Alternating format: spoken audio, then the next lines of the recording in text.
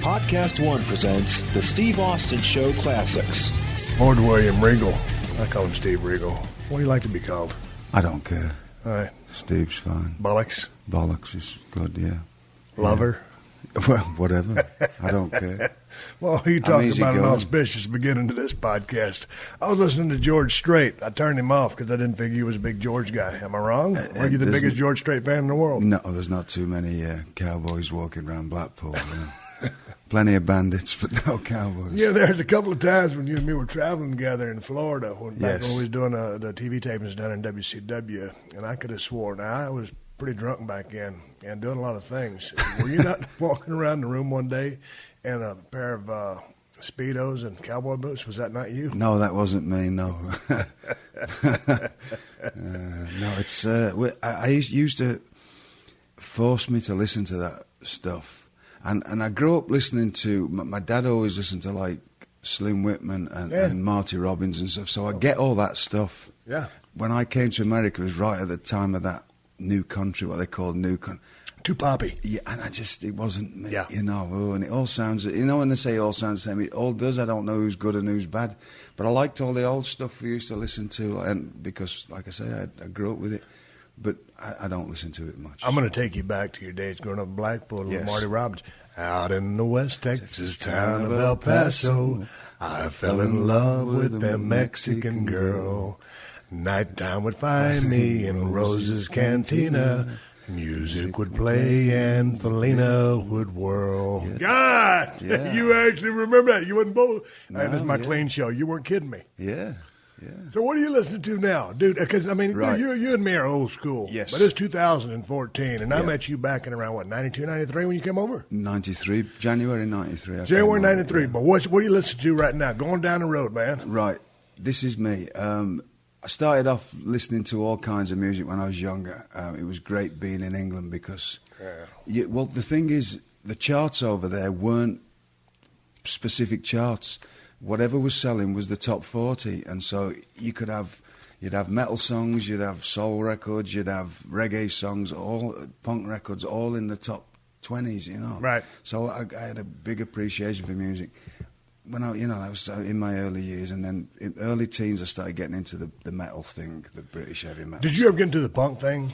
Well, I was like 10 when that all happened, right. So I listened to, I did, but I've listened to it more since I've got older. And there was like punk records in the charts. The Sex Pistols used to be in the charts in England, playing on, weren't on top of the pops, but you'd hear them, and they had to play them.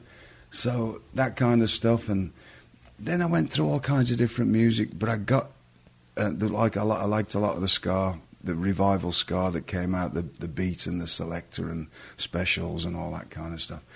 And then I got into the British metal stuff, which was, Motorhead, Saxon, Priest, Saxon, Angel Witch, Tigers of Pantang, all that kind of stuff, and I was big into that for a bit, and then it was right at the time I was starting wrestling, about 83.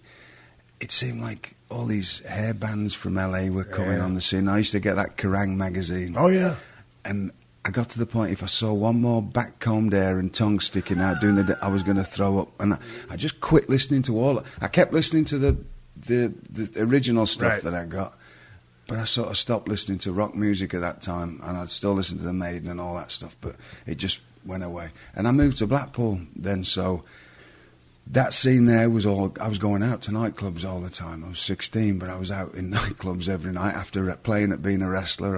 Is the legal drinking age in England 18. Still 16? No, it's 18. It was 18. Okay. But, I was always a bit taller than the average, but nobody ever questioned me. I just used to... So I'd be out doing my bit of wrestling all around Blackpool, and I'd be in clubs. So I got into a lot of...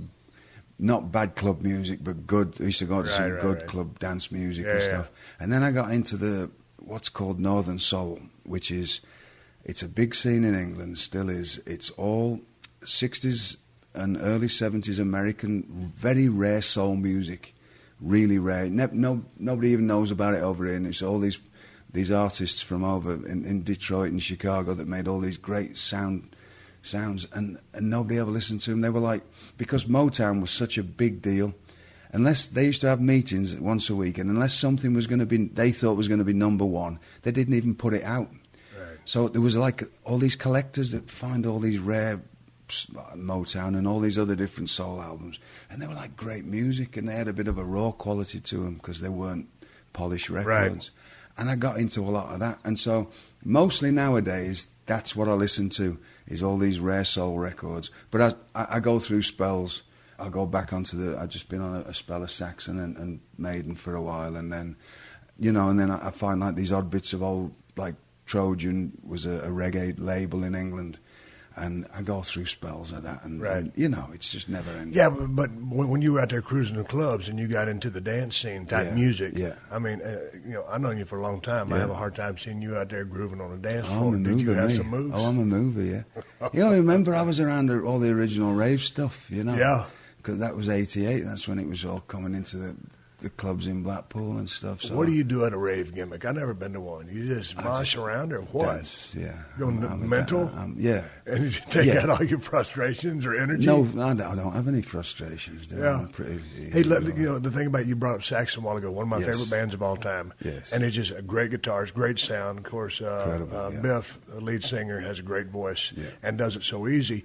But for me, like Saxon, and like you can name almost any top band right now, and they'll say Saxon was a huge influence on them, and they look up to those guys.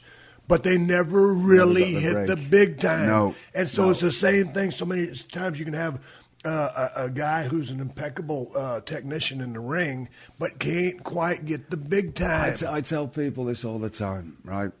In our business, people live in the wrestling bubble, and I've always tried to stay on the outside. And I'm the only carny fella around. I'm the only carny fella left in this business. I've never acted like one, if you know what I mean. Like, I've always tried to look at it from a different point of view, and that's silly. It's not about how, we talk about good workers and that. It's got nothing to do with it. It's making a connection with the audience. Right. That's what good working is, really. Yeah. So, like, you can have the best acts in the world, and that's all we are. As wrestlers, you get up your own backside about what we are. We're an act. Right. And you either make a connection with your audience. Some of the best acts in the world can't sell out. I mean, not act, but talent. They can't sell out a club, a singer, right? And yet you get some of the worst music you've ever heard will sell out every arena in the country. So it's making a connection. And Saxon, for whatever reason, just didn't really make that. And like I was talking to Chris Jericho, he was going to go on tour with him. He said, "They've offered me this tour now. You've got to take it." That was my first word. It's Saxon. And I was don't worry about the money. Is it Saxon? You've got to go on. And he said, "Yeah, you're right." That was our only conversation. He said, "Yeah, you're right. You've got to go on it. It's Saxon." So they did well on that last tour, right? I think. Where all did they go? I mean, because every time I talk to Chris, I mean, like he's going on tour, but it's always over in Europe. Did they ever tour in the States? Yeah, Saxon were on tour in the States, and he went on tour with them. So I got to see them. But before, I mean, they're not getting any younger, and I'm not either. But one of these days, I got to go see those cats. But I saw them a couple of times. I saw them. How were they live? Incredible. Yeah. I saw them at the 81. I think it was 81 Monsters of Rock at Donington, which was AC/DC, Saxon, Whitesnake, Slade, Crocus, I believe. Oh, Blackfoot, which I'd never heard of Blackfoot. Nor had anybody else. There's 80,000 people. Now, is this a Blackfoot with Train? Yes. Yeah. Well, nobody had ever heard of Blackfoot, right? So they're like the first band on. Everybody's like, who are these fellas?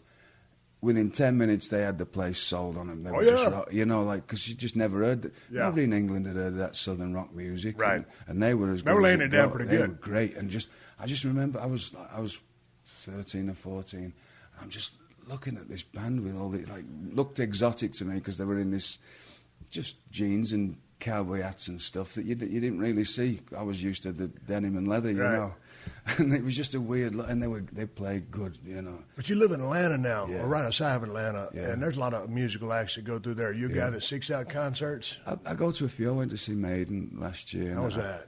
Incredible. Do you like to sit in a crowd, or can you get like a backstage deal? Or I did get a backstage deal, but I don't. It's not. I'm not a crowd scene. So many people that I want to see. Zach Wilde is a good friend of mine. So a lot of times, back in the day when I go to Ozfest, I'd sit, stage left. Yeah. I don't want to be in a crowd just because I just don't like a lot of crowds. I go out in the crowd. Don't bother me. Yeah. I always did when I was a kid.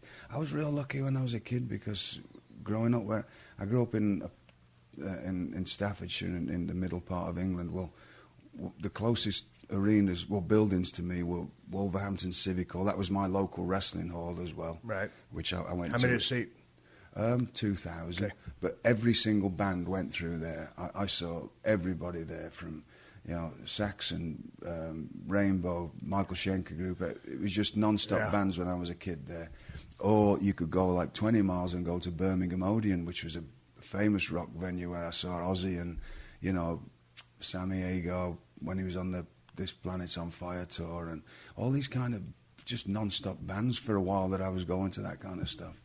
And like now, I went to see the Pet Shop Boys in Atlanta the other week. Really? A few months ago. West End Girls? Unbelievable. Well, that's the band, right? Yeah, but I mean, like, because you're not... That's a great song. But in England, they're a big deal. Oh, yeah, I get it. They've had 25 years of non-stop hits. Yeah. And they were a great show, and stuff. So I still go out and find the right bands and, whoever's coming through. But my son goes to a lot. My eldest son, he's like into the death metal and all that kind of stuff. So he's off all. And he's playing, right? He's playing guitar. He plays a bit of guitar. How's that come along? He goes on and off with it, You ever pick up a guitar and try to play? I can play a few chords and that when I was a kid, and I can still strum a few things, but I'm not. Don't do anything for you. I've got these dodgy little hands, they're like suspect little. I have. If I had hands but like those yours, are guitar player hands. Yeah, I mean, they're kind of nimble. You get on the strings and on the fret. I'd make a good cobbler or something, A cobbler. If I had hands like yours, I'd rule the world.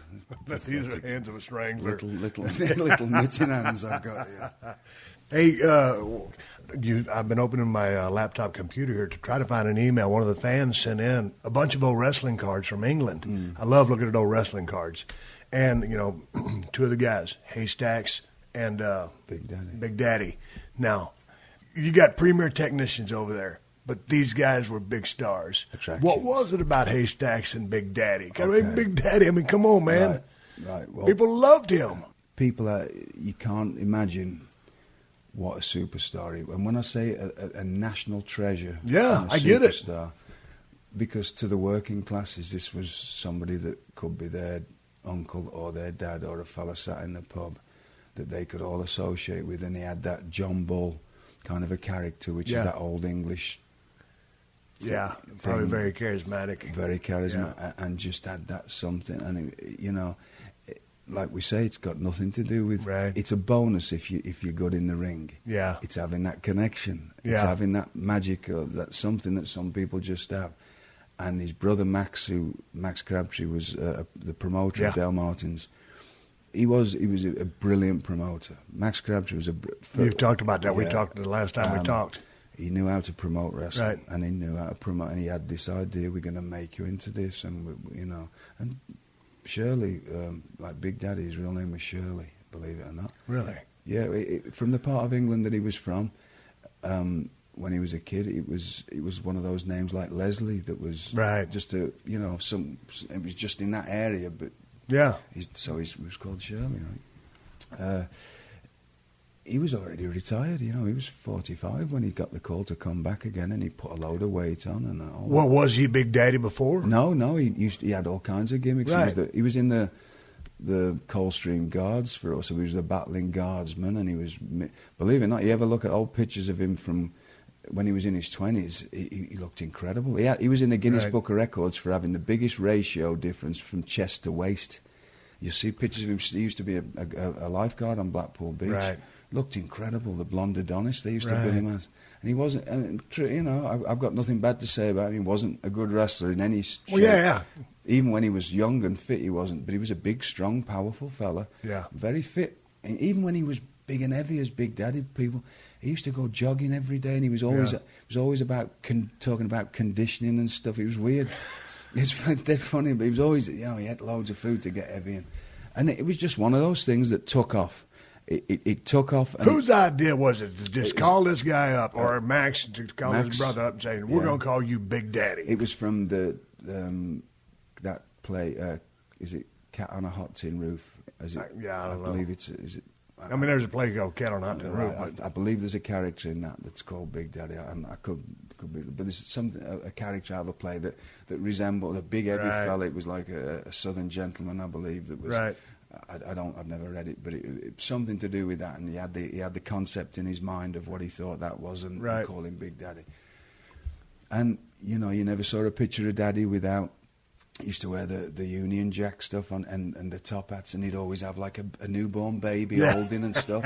And they used to put it on the posters, Mums and Dad's, Big Daddy, Mums and Dad's favourites, kids, send him round all the kids' school, the hospitals and all that. And it was just very smart, right? Yeah. And people took to him because it was an attraction. You didn't see, and like, I'm a big fella in England. I was. I'm not anymore. Like, there seems to be a generation of these big fellas growing up. But like, me and Dave Taylor were the two giant people in England. I was 6'3" and 18 stone or something. That was a big man. Well, he's a super heavyweight. It's a huge man, and it's like over here in the days. It wasn't a body thing. It was like these big, heavy fellas are big, powerful fellas. That was. But how does that translate in the ring? Well, once those guys got in the ring, I mean, you get the premier technicians doing all this great stuff, and all of a sudden, the heavyweight guys go. And maybe, I'm going back to the Japan days when I used to go to Japan, and all of a sudden, you get Justin Liger in there with somebody that are doing all this stuff. You think, man, how do I follow that? Well, you just go do your stuff because you can't do that. But I mean, did the crowd? Obviously, they're very educated because they know great wrestling. Yes. Well, it was the spectacle to start with. It was an attraction. It was something you wouldn't see, and it was crash bang wallop. Right. It wasn't anything in rounds. It was 2 and 3 minutes of belly butts and a splash, and we're not used to seeing this. And you get all hyped up with it, and the music. He's one of the few wrestlers that had music and coming out, and then having every place you went to, you'd have the local kids band playing him into the ring, all marching band and everything. Yeah. It was big production. It was a big production and a spectacle, and you get carried away with it. It was just, and he'd get in and two belly. And it was always his opponents were monsters. Yeah. So it was just an incredible morality play in front of you, right? You just saw this, whoa, and he's out there smiling and waving, and everybody, and then two belly butts, a big splash, and that was it. Well, then you've got A-Stacks. Well, A-Stacks in his day was an absolute monster. 6'11", 600 pounds. Right. Big beard, had that kind of a thing about him, which was very well thought out by Max. He got the stereotypical John Bull Englishman, and you've got this wild, basically an Irishman, this Celtic thing, which was where Haystacks people sort of, they didn't say he was Irish, but there's all that. Yeah, that racism brought into it, right? I mean, it's a smart thing of doing. Like, you've got the Irish and the English don't get on and all that, and it's just this, and he's got to beat this big monster, right? It was magic stuff. So there was a lot of that went on. It got to a point, and they sold out Wembley, and it was, and it had its run, and then it died off. Unfortunately, that's when nobody realised, the people running it didn't realise and kept it going too long. It was magic for a while. Yeah. And it just didn't work after that. But it was, I mean, you couldn't turn on the TV without seeing Daddy on some mainstream TV show when there was only 3 channels. Right. He was always on, there's a Saturday morning kids show, very famous when I was a kid, called Tiz Was, which was, I think it was 9 till 12 every Saturday morning. He was never off it, and he was like the most watched kids show, and he was always on it. And it was just he had his own comic book. He was a comic strip in one of the famous comics. It was Big Daddy, and it was just. How long did his run last?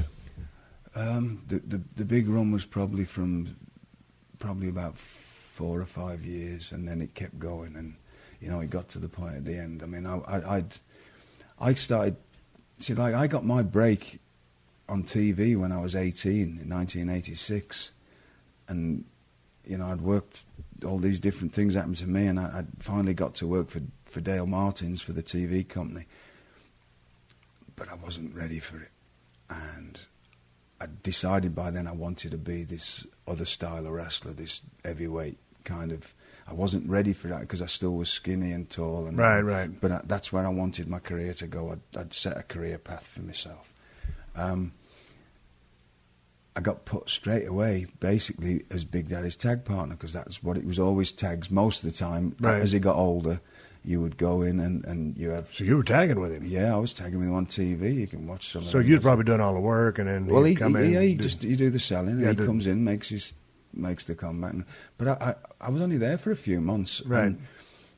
I just thought, I'm not going to get anywhere. This is me stuck in this now. Yeah. And if this was a weird thing at the time, but I happened to be at Blackpool Tower, a circus, which was I lived in Blackpool. I wrestled on a fairground. I wrestled at every little building in Blackpool. But the premier place to wrestle was underneath Blackpool Tower. There's a circus, 100-year-old circus, and Dale Martins used to run on a Sunday night through the summer there, and that was like the place for me. Incredible to go. Well, I was in there one night, and it's like the October of '86, and there's a Scottish wrestler called Frank Cullen was there. And I was talking to him, he said, "Are you doing well?" I said, "Well, not really." I said, I want to be one of them fellas like Dave Taylor and Pete Robertson that travel the world. I said, and I'm stuck in this tag. I've only been in it a couple of months, but this is my role now. And, I was like main event stuff, but I'm not going to get any better. All I'm ever going to do now is sell. Right. I'm not going to learn. And you can only get, all these people were teaching me. Marty Jones had took me under his wing. Was teaching me all this wrestling stuff. You can only get good at it by doing it in the ring in matches, right, and learning how to do it, and whether it works or not in front of an audience, and whether it fails or not. You can't do any of that when all you're doing is selling. I'm not getting any reps in of right. That's it. I'm in the wrong role here. Yeah, it's a great spot for a little bit, but yeah, you can't grow. Right, you can't grow. Now people would think that it wasn't about ego for me. It's never has been. It's always just about being a pro, right? Because like I say, I come into this with no delusions. I wasn't, so it's always been about having a career. Whether that's right or wrong. Well, I mean, you got to see the writing on the wall. You just can't sell, during Big Daddy's tag match every single night. And so I get there, and Frank said, "Well, why don't you call Brian Dixon up? Because he's got loads of good people, and he'll put you on with good people, and then you can, the stuff that you're working on in the gym and the stuff that you've been learning the last few years, you can actually start learning in front of an audience and wrestle and put you in wrestling matches and that. Because you used to have a lot of just straight-up wrestling matches in England. You'd have, everything had its place on the card. And you'd have like 6 5-minute round wrestling matches, which were there to keep people sat there watching. You'd have to watch, but not going anywhere, and usually to put something spectacular after it, bring them down a bit, but they had to be sat focused in on it and that kind of stuff. He said, "You do a lot of them, or you'll work with all the best villains that he's got, and so I called Brian Dixon up and I went, "I'd like to come and work for you." He said, are you mental?" I said, "Why?" He said, "Well, you're on TV with Big Daddy." I said, "Yeah, but I'm not getting any better." I said, He said, "You're 18 and you're on TV with Big Daddy." Yeah. Like this is a promoter talking about I wanted to work for him. Yeah. I said, "Look, this is what I want to go." And he went, "Well, I admire that you've got a plan for that." He went, "You come to work for me," he said, "I'll give you all the jobs I can. I'll give you," and he gave me a bit more money. He said, "And I promise you, I'll put you on with better people than you every night. Because that's the only way you get really good at this. Damn right. Unless you've got natural talent." And I had mine is all learned. Every bit of everything I've got is learned because I've on the job training. I fell on my backside 1,000 times figuring out before anybody saw me really. Right. That was the key to it. You know what I mean? Starting so young, and it took me years to get just out from working in Blackpool to working on the and even then I wasn't ready on the nationwide scene. Right. So went to work for Brian, and from first night, first of all I had to call up Max Crabtree. Oh, how'd that go? 18-year-old kid. Excuse me, Mr. Crabtree, I'm handing my notice in. What?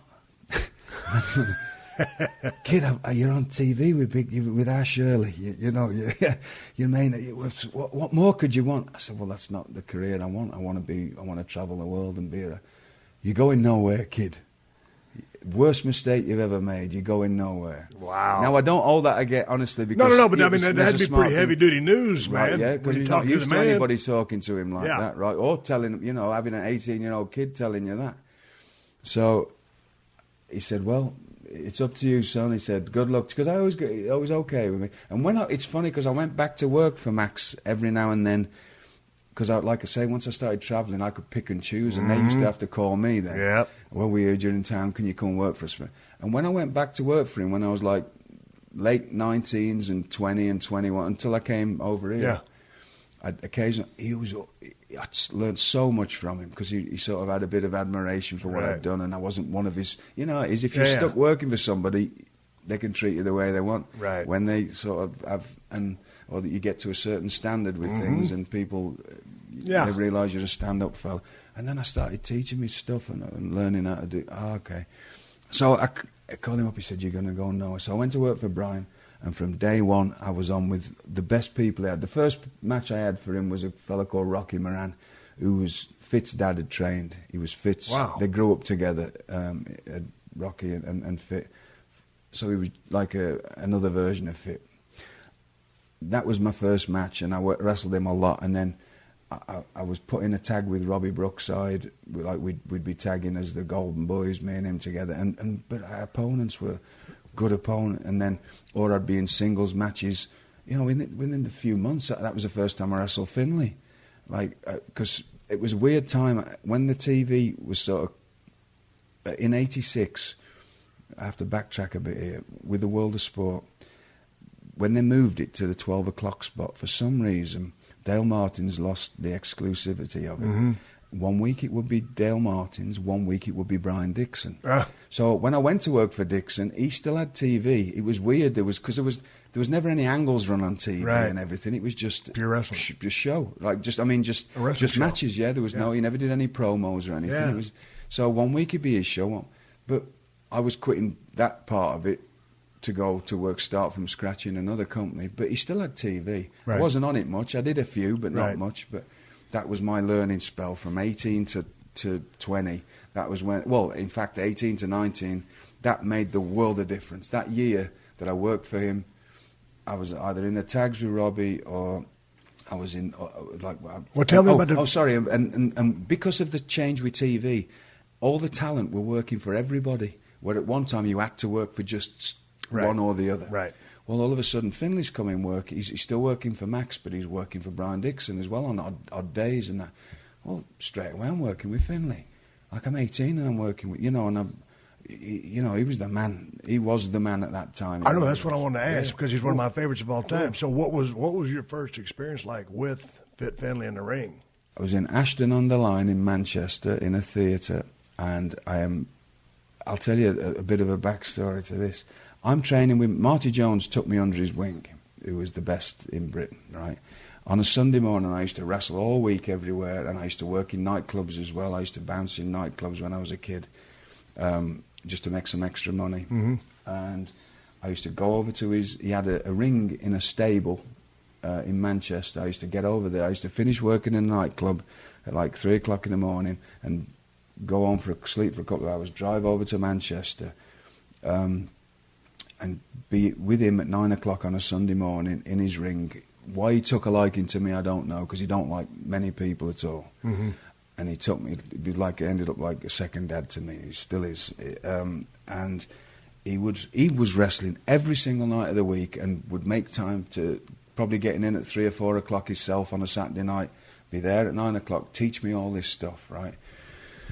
So I'm at his place one Sunday morning, I'm 17. I'm trained. All of a sudden, I get there, and there's more than the usual amount of cars there. There was a couple of wrestlers there, me and a couple of a lad called Kid McCoy and stuff.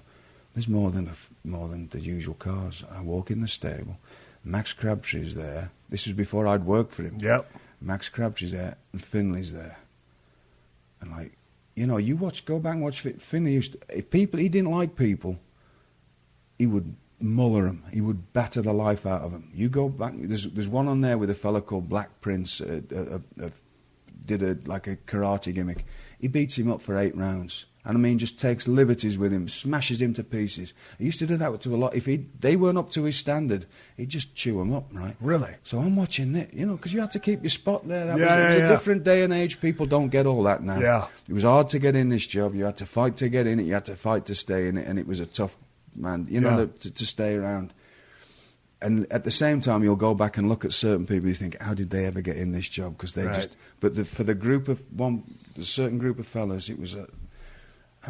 I've watched him batter people up and down. Right, I'd had one other meeting with him before this point at a friend of mine's daughter's wedding, and I'd got introduced to him, and I'd give him the limp handshake. Oh, not the old gimmick shake. I didn't know, because that was the people that I was around at the time, the wrestlers I was around, that was they did, and he crushed me, and he looked at me like I dropped out of a dog's backside, honestly.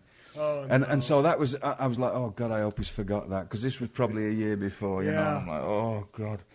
So I get there, and there's these two monsters. There's these two fellas there, obviously daddy fodder, as we used to call them. Yeah. Max is driving along the street and seeing these two great big fat fellas with no teeth and Next attraction. Just somebody for daddy to bring Yeah. in and batter, like do 2 weeks worth of TV, and that's what he did, right? Yeah. And build up to another thing with stacks. There's one fella, great big monster fella, tattoos, like homemade tattoos, no teeth, hair all stuck out, probably 25 stone, 300 pound or something. And then there's another fella, a little like tubby fella, looked like Mario, just a. Finlay has got in the ring. First of all, I'm in the ring, and Finlay gets in, and here we go. Like whatever happens, I'm used to getting a good hiding anyway, because I used to get my head stuck up my backside regularly, like with the wrestlers that knew me, just to teach her how to do this. Right. So, well, he's going to batter me. But by a senior guy? Yeah. Yeah. Oh, yeah. Because you're still a young cat. Yeah. Right. Oh, so yeah. you're paying your dues. Oh, yeah. So I used to have one fella who used to drag me around every day, and smash me up. But I got used to it, right? I'm not frightened of getting a good hiding. That's the only thing. It's not about. I'm not tough. I never talk about being tough or being fighting. It was a tough business, and you were doing your thing. I wasn't frightened of getting beaten up. Right. Because I've been beaten up, and what's the worst you can do to me? Kill me. I'm not frightened of it. I'm not bothered about getting hurt, right? So Finlay gets in. I thought, well, he's going to give me a good hiding, but it's going to be a hell of an experience. And then he went, no, not you. So I went, pointed at these two monster fellas. They climbed in the ring. They're still at that gathering. Yeah, this is still in this stable, in this ring. Marty stood watching on the side. Max has got like a clipboard. He's probably drawing a naked woman on it or something, right? He's probably not even looking, but he's just trying to look busy. He proceeds to batter the granny out of these two. And I mean, they're both on the floor screaming, blood coming out of every hole they've got. Straight up. Straight up. Yeah. No, I mean, just crying. I mean, literally crying. He's got them, torturing them, dragging them all over, battering them, really doing them in. And I'm just sat, I'm stood watching this going, my God, this fella's impossible. Them two were never to be seen again. They got in the car and disappeared and never came back. Mm-hmm. Right? So that was the last time I'd seen him. Back in the day. So now you're now I've got to wrestle him. Yeah. Ashton on the line. I get in there and I'm like, oh, this is good. And I'm going away, and all of a sudden, he probably won't. And I'm one of them fellas. I'm still a bit. I don't like talking about the inside working of this job. Right. I just come from a different time when it was just the way it was, and I think with us talking like that a lot of the times, we make people think it's easy. No, it's never easy. No, but you know what I mean. Like people just assume they can talk to you in that kind of language. To me, you have to earn that point. Anyway, but I get in there and I'm just. And about halfway through round one, he just went to me, "Do you not make comebacks, you?" And I went, "Oh yeah." And I just started doing it, and he's flying all over the place. Yeah. And I mean, you used to work. Believe me, you'd come out like you'd run a marathon. You dragging and everything. It was hard, but that's the way I wrestle anyway. I mean, I like I'm physical anyway. Right. So that was. I loved it, and so that was my first thing with him. And then all of a sudden, I'm wrestling. I'm 18, and I'm wrestling him. I'm wrestling Rocco, and I'm wrestling all the best. How was Rocco? It was a white knuckle ride. When I say that you earned your money, it was incredible. But what a machine! I mean, just here's a good story about him. I'm wrestling him somewhere. I'm probably 19. In fact, I know where it was. Oldham in Manchester, and the dressing rooms were on the second floor. You had to come down in an elevator to get to the entrance to go into where the building was, where the ring was. Otherwise, you had to go all the other side of the building and walk through the fans. It wasn't. They wanted you coming out in this certain way. Right. So I go down. I'm in the ring, and I hear his music, TNT. Right, that he had AC.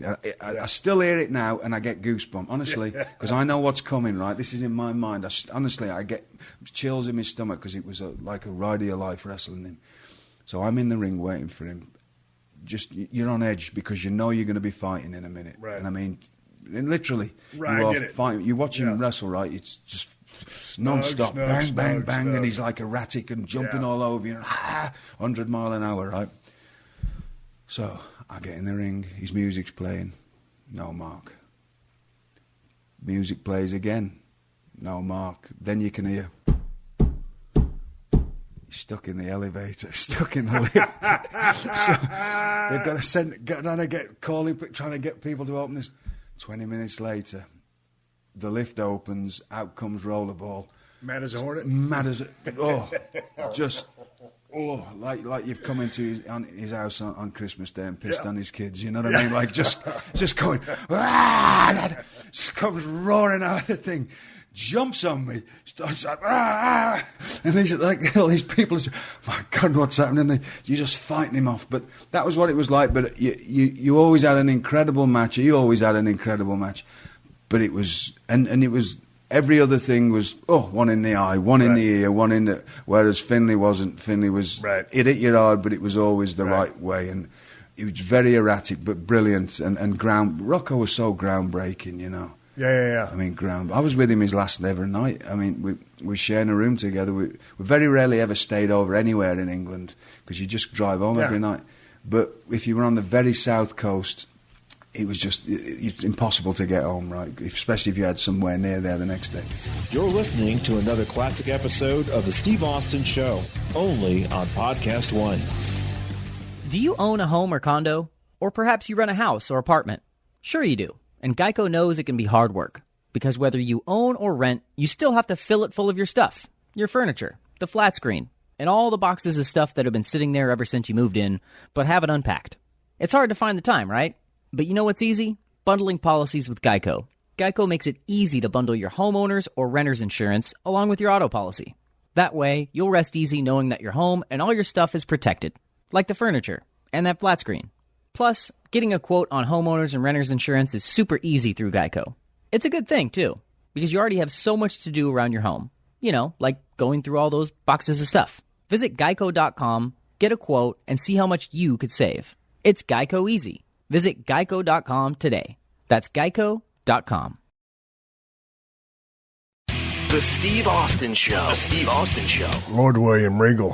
What was your favorite match, or just a list of a couple of matches that are your favorite of all time? He was doing a double. Him and Finlay were doing a double one night. They were on somewhere first, and then I was just on the one show, the second show, and he came and he was bent over double. This was 91, I think. Rocco, bent over double, like with stomach pains. And then he went in again and did a second match with Finlay. He'd come out and he was in terrible pain. And they took him to the hospital. And he came back to the room about 3 o'clock in the morning. They said he had some kind of infection. Took him home. He went back to Manchester, went to his hospital. They put him on a heart machine, realised his heart was only working at 30% efficiency.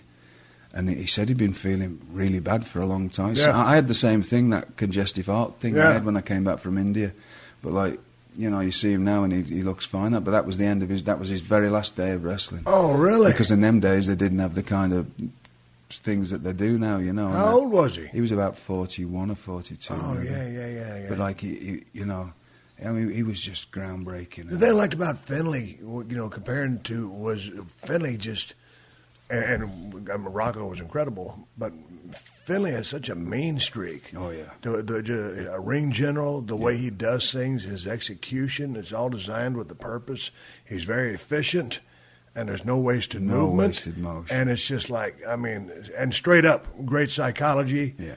And, I mean, and just the subtleties. I mean, you know, sometimes you see a guy and they'll go to cover someone and they'll do the, you know, kind of the cross face, you know, form across the face, and it's just because they saw somebody do it. When Fit did it, he's doing it to punish you, just to maul you a little bit and insult you, rub salt in the wound, and it just looked mean and nasty.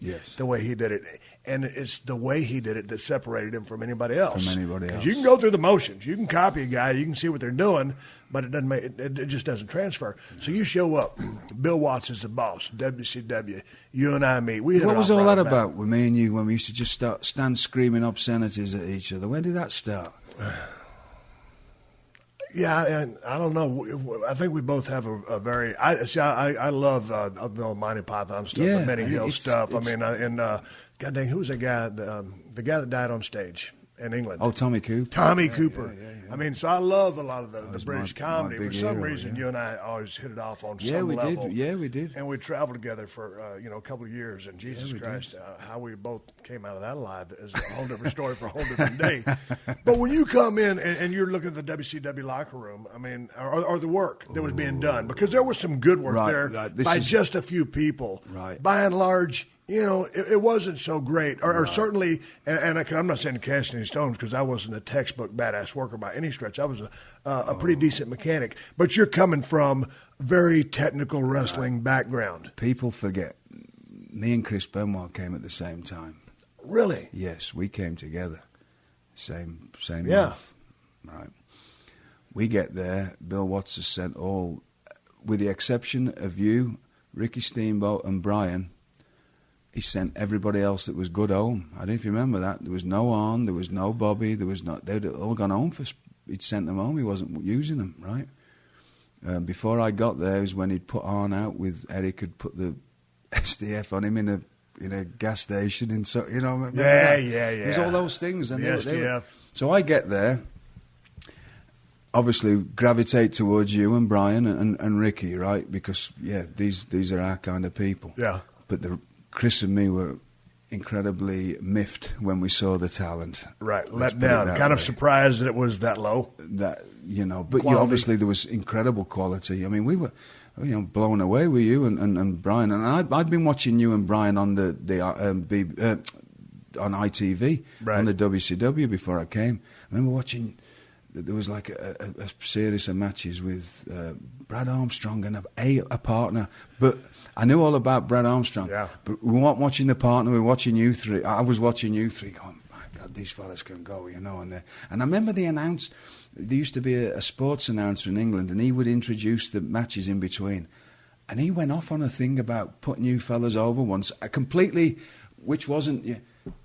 Does anybody watch how brilliant these? And he mentioned you three in particular. I've never seen anything. And just like, I was like, wow, that's... Because he's one of them that just does his job, doesn't need to do this, but went off about how much effort and everything and the physicality of what you were doing.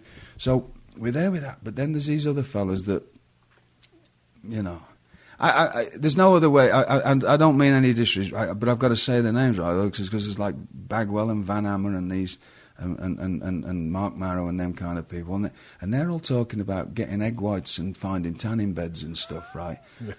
And we're looking at, oh dear, this is, and just wasn't the kind of wrestling that we wanted to do. Mm-hmm. Then straight away, when I was brought in, I was told, Bill Watts told me, he said, I don't want you to be a heel or a baby face. I just want you to be, it's my first night TV, I want you to be one of them straight up British wrestlers. Right. That does all the... No problem, that's what I do. Okay, right, go out and do it in 3 minutes. That doesn't work. Right. I was dying to death on TV. Yeah. Absolutely dying to death, right? Because... Now, why did they tell you to go out and do it in 3 minutes? Well, that's all I had, right? That's what right, you had to you'd go out. But this is my first conversation, right? They said, right, Bill go Watts? out. Yeah, and in the booking thing, go out and have a 3-minute match. I'd never done anything less than 5 rounds or something. I was like, what? I said, 3 minutes and you get, what's your finishing move? I said, what? I said, finishing move? I said, I don't have one. So just get whatever form we need for the... Because, I used to do a long match, you just get several different falls, and nobody had a finish. The only person who had a finish in Europe was Finlay did the pile driver, that was it. Nobody had a finish, you just did whatever you did. Yeah. You had your certain falls that you did and got... So what happened? So I go out with the fella and, I did a side suplex something, but I'm trying to do wrestling stuff to him. He was a good fella, the fella I was on with, but he didn't know my stuff. So I'm trying to do... Well, I'm moving him into certain positions. I went to go behind him and put him in a cravat, right? Yeah. And as soon as my hands had gone round his head, he's took a bump like I'm going to snap my head. Yeah. Oh! So I'm looking at him on the floor and he's like... Oh, and truly felt like, everybody's going to think I'm terrible here. Right. The only thing that saved me was straight away, and you were there, I got put on all the house shows. Well, we were on what they called the B crew, right? Yeah. I don't even remember what a crew that was, but it was you and Brian against Ricky and Shane, and then it was Scorpio was on there. Then there was me and Chris, And a lot of times me and Chris were wrestling each other, which we were doing stuff that people were like, well, and seeing that we could do all this stuff. Or whoever you were wrestling, I'd have as long as I needed. Right. I could have, me and Dustin wrestled a lot, but it was just, you could do 15, 20 minutes. Nobody ever told you to put any time up. So it was just good stuff. And so luckily those reports were getting back to the people, well, this fella can do some stuff, because if you'd have seen me on TV, it was awful. Yeah. Awful. And I still hadn't really, I've been practicing talking for years, but I still hadn't found my voice in the talking thing. And Tony Schiavone helped me with that by letting me go down there on my days off and just practice and practice and practice. Really? Oh, yeah. Tony Schiavone did that for me. Yeah, he saved me. He saved me there. He just saw me one day. He said, come down on the Wednesday. We used to have Wednesday off, and I used to go down to CNN Centre, and he set up a camera for me, and I'd be in there all day long just cutting promos. Really? Yeah, and so all of that was coming together. Well, then I had the idea. I said, well, the only way I can do this wrestling stuff is if I'm a villain, right? And I'd never really been that much of a villain. Right. I'd been a wrestling villain in certain places, but I'd never been a character villain. Right. So, well, if I do that, I can put people in and out of things and make them look good, and then I can... And some like my big hero, two big heroes were Pete Roberts and Cyanide Sid Cooper. Right. Cyanide Sid was the best comedic character villain, and at the same time would have you laughing at him and then just wanting to kill him, and just a heat getting incredibly. There's a match you should watch it. Cyanide Sid against Kung Fu. He was another from an Irish guy that trained with Finley's dad. Just one of them kinds that have you laughing and screaming, and so I thought, well, I could do some of his stuff and do the wrestling stuff and mix it all together. And so I got the idea out to Bill Dundee. I said, look, I'd be better off doing this, because this wrestling, I can't wrestle as not being a baby. You know what I mean? Yeah. You can only do it when you're leading somebody. Right. So, and in this country at the time, villains led the match. That was the way it was, right? Which should have been. Right. Should have been. And so it was, Dundee did that. Eventually, about 2 months later, Dusty came up to me and said, I've got a great idea for you. We're going to make you Lord Stephen Regal. And I said, thank you very much. And originally it should have been Larry Zbyszko with me. That was Dusty's original idea, so I'm going to put, because Larry Zbyszko's real name is Whistler. Right. And for some reason, Dusty thought that would be, we'd have Lawrence Whistler and Lord Stephen. And then I think Bill was in the office, and he thought, well, this will be a good gig for me. So that's how we started together. Right.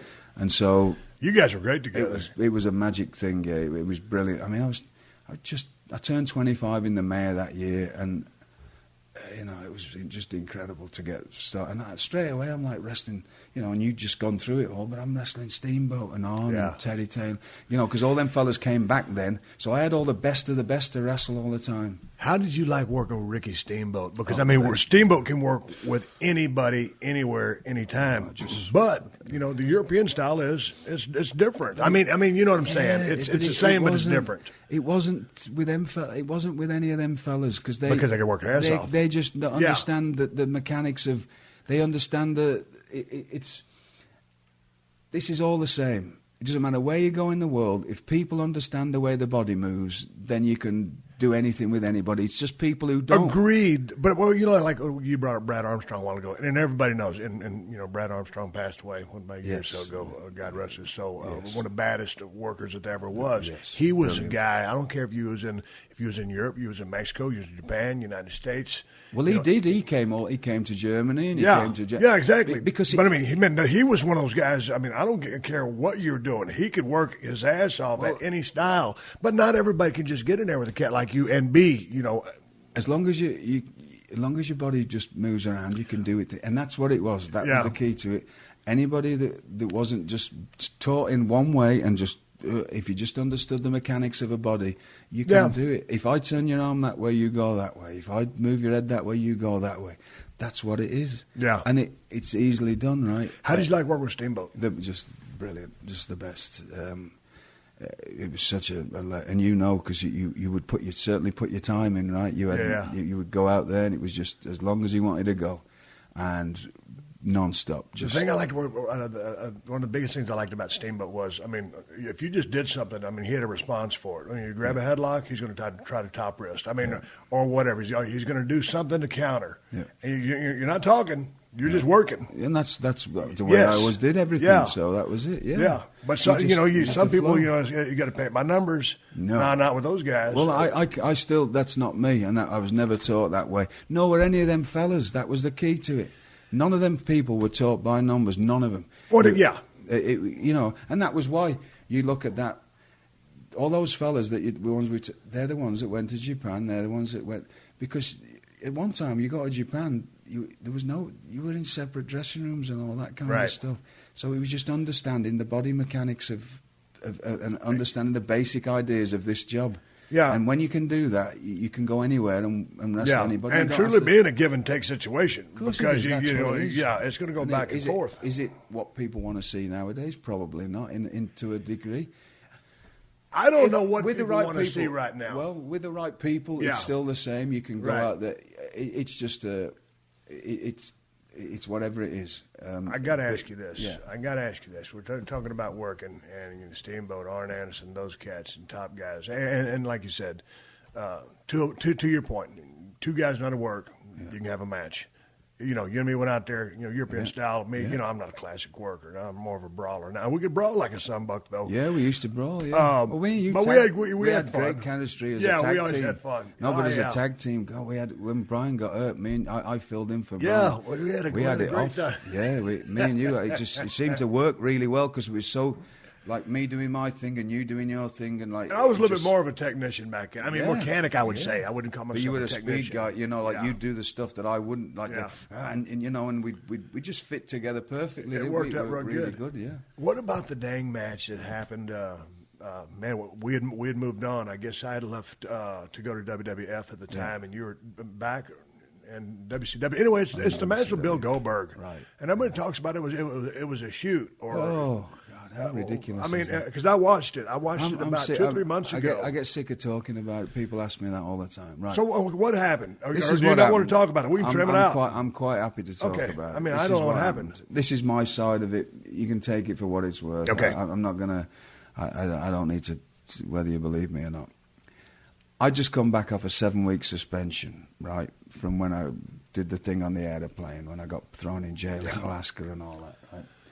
So I was on my best behavior. Right. Okay. Who's running things at this time? Eric. Yeah. Okay. I get there, and I am told by the agent, and Bill is there with the agent in charge, to go out and have a 6-minute match. Bill had never done anything more than a 90-second match. And the words were, and we both heard it, have a competitive match. Something different, right? I thought it was a competitive match. Right. So we go out and go through a few things. Let's get this right. We get out there, and if you watch it, and if you know what you're watching for, and that's what throws me off. I'm glad that people still think that I'm that good that I can make it look like I'm killing people, right, or taking liberties. Go out there, and Bill doesn't really. He freezes up. He doesn't know it. So I'm just working around him, and that's all. If I'm telling you, I'm trying to get him to do stuff, and I'm working around him. I'm trying to get him to do. People say I don't hit him any harder than I hit anybody else. In safe places. You were snug. You laid your stuff in. You protected the business. Places. Yeah, I'm down with it. There's no liberty. It's just complete divvy talk when people go and say any different. And so I'm trying to get him to, go on, do something. Eventually, and that's all it is. It's me sort of getting him through stuff. Right. Until he finally gets it to, and we do whatever we got to do. I come out, and Eric comes up and starts screaming at me, and this is my exact words to him. Look, and Billy stood there, and Bill said to me, "It's all my fault." He said, "I'm sorry," and he seems to forgot about that. From what I don't know if he read his book. I don't know. I never read it. Somebody, people always come to you and want to tell you about it. That's the only way I hear about things. Oh, such and such said something about you. Such and such said. Sometimes I couldn't care less. If you don't like me work, I don't care. It's like me liking different types of music.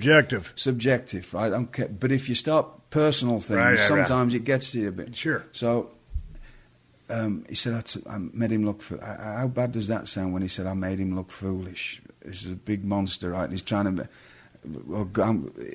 you make yourself sound any more silly, right? That doesn't sound good, right. Because no one should ever. Right. You can't let that happen as a pro. So anyway, we come out, and my exact words were to Eric. I said, "Look, I can't hit myself."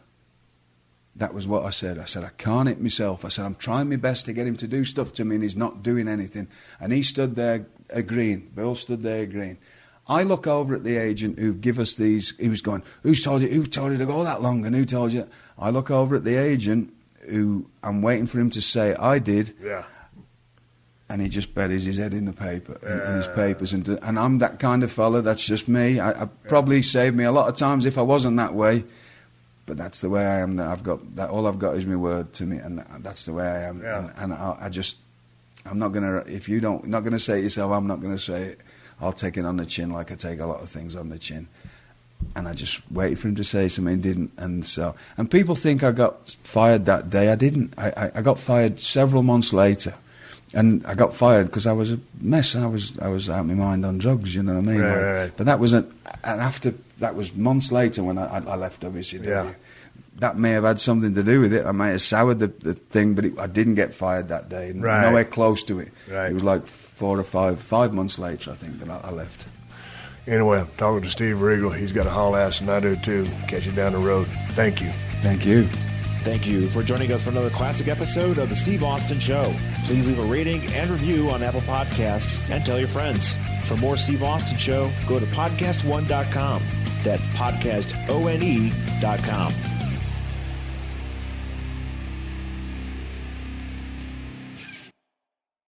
Get around for Halloween with Pluto TV's 31 Nights of Horror. All month long, Pluto TV is bringing you the best Halloween movies, shows, and more. Watch classic horror movies like The Grudge or The Blair Witch Project, or scream along with your favorite stars like Ryan Reynolds in Life. Pluto TV has hundreds of channels with thousands more movies and TV shows. The best part, it's so free it's chilling. No credit card, no sign up, no fees.